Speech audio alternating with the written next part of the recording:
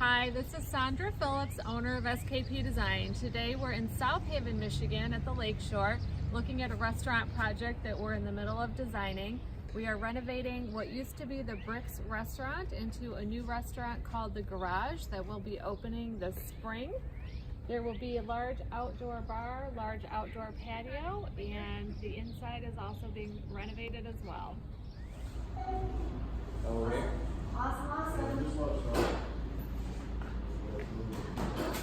So here's a quick look at the floor plan for the patio area that we're working on.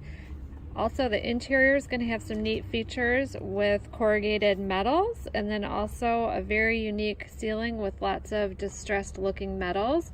And as we finished our meeting today, it turns out that this project's now going to be called The Station, and there'll be some antique and vintage items kind of referring to that, which was the original use of the building. So look for that when you come this summer.